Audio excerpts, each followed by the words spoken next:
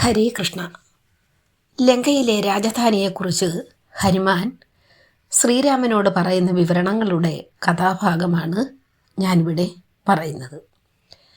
രാവണനെ സംബന്ധിച്ചിടത്തോളം യുദ്ധം അയാൾക്ക് വിനോദമാണ്.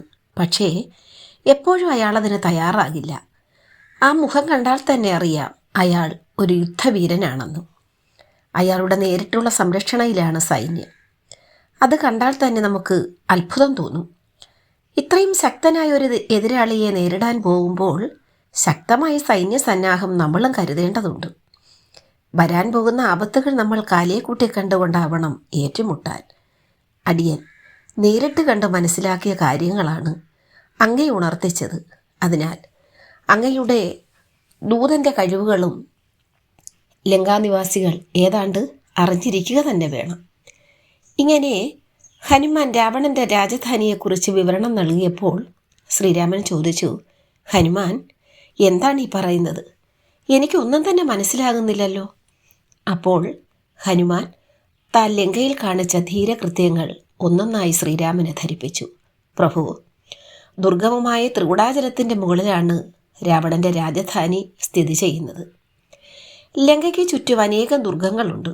നദീദുർഗം, പർവ്വതദുർഗം, കൃത്രിമദുർഗം എന്നിങ്ങനെ പലതും. ലങ്കയുടെ 4 ഗോപുരങ്ങളും എണ്ണമറ്റ ചതുരംഗ സേനകളാൽ സദാ സുരക്ഷിതമാണ്.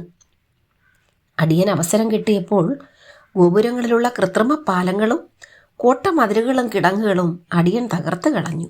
മാത്രമോ, അവർ അടിയൻ്റെ വാലിൽ കൊളുത്തിയ തീ കൊണ്ട് തന്നെ അനേകം സൗധങ്ങൾ ചുട്ടുകരിച്ചു.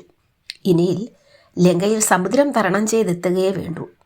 ഹനുമാൻ ഇങ്ങനെ പറഞ്ഞപ്പോൾ ശ്രീരാമന് സന്തോഷം കൊണ്ട് മതിമറന്നുപോയി.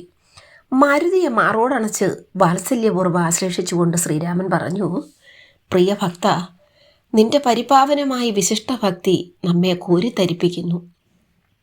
ഉത്തമ ഭക്തിയുടെ മൂർത്തി അഭാവമായ നിന്നെ എത്ര അഭിനന്ദിച്ചാലും നമുക്ക് മതിയാവില്ല.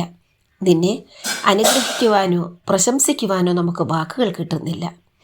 മാരുതപുത്ര, ത്രിലോകങ്ങളിലും നിന്നോളം രാമൻ ഉപകാരം ചെയ്തിട്ടുള്ള മറ്റൊരു രാമഭക്തനും ഉണ്ടാകുകയില്ല. നമ്മുടെ നാമം ഈ പാരിൽ നിലനിൽക്കുന്നിടത്തോളം കാലം നിന്റെ നാമവും നിലനിൽക്കും. നിന്റെ മനസ്സിനുള്ളിൽ ഒളിഞ്ഞു കിടന്നിരുന്ന അഹംഭാവം പോലും ഈശ്വര കൃപയാൽ അകന്നു പോയിരിക്കുന്നു എന്ന് പറഞ്ഞു ശ്രീരാമൻ ഹനുമാനെ അനുഗ്രഹിച്ചു. ഹരേ കൃഷ്ണ.